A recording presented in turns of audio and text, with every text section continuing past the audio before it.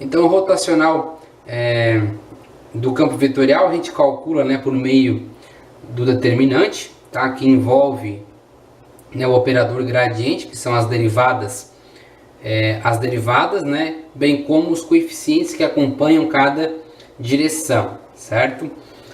Bom, então vamos lá. Primeiro vamos reescrever esse campo vetorial, né, nas suas direções IJK, nas suas componentes IJK, tá bom?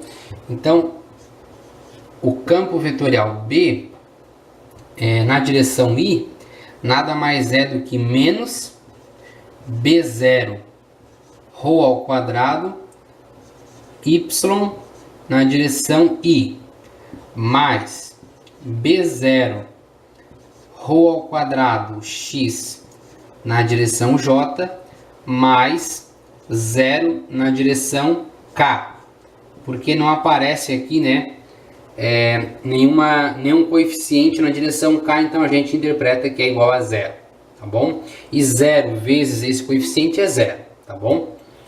Bom, o próximo passo então é montar o determinante, tá bom? Então a gente calcula, né, o ROT, que é o rotacional, do campo vetorial B é igual.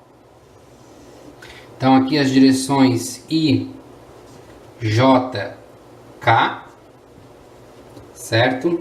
Depois as derivadas em relação a x, em relação a y, em relação a z, certo?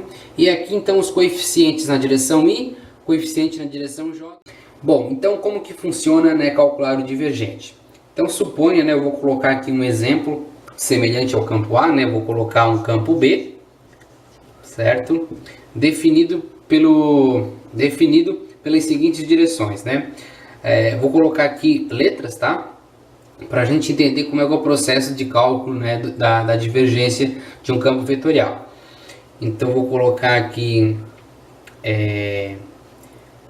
M na direção I, certo?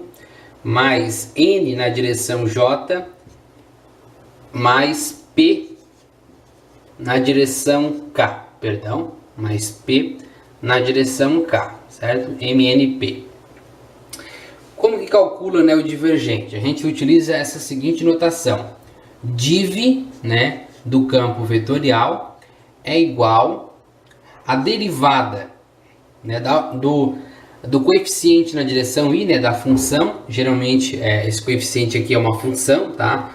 Nesse caso aqui, né, você pode observar 5x, 7y, 3z, né, ou funções não necessariamente lineares, né, x ao quadrado. Determine o versor perpendicular às superfícies a valores constante d. Então aqui nós temos a função w, que representa uma superfície, né? Raiz quadrada de x ao quadrado mais y ao quadrado mais e ao quadrado, né? Então uma função aqui de 3 variáveis, e pede então para encontrar esse versor perpendicular.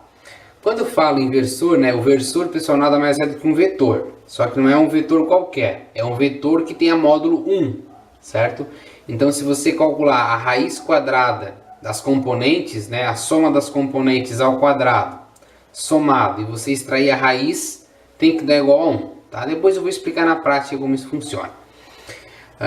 E esse vetor tem que ser perpendicular, né? Então quando falar perpendicular, nós temos que rapidamente voltar ao conceito de gradiente, né? Gradiente é um vetor que é perpendicular à superfície quando calculado, né, o gradiente de uma função.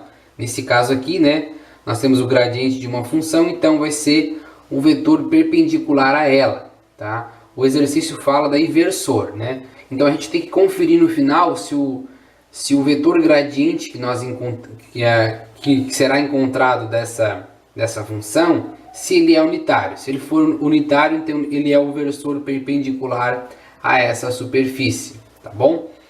Então vamos lá. Vamos calcular então aqui o gradiente que nos dá um vetor perpendicular à superfície.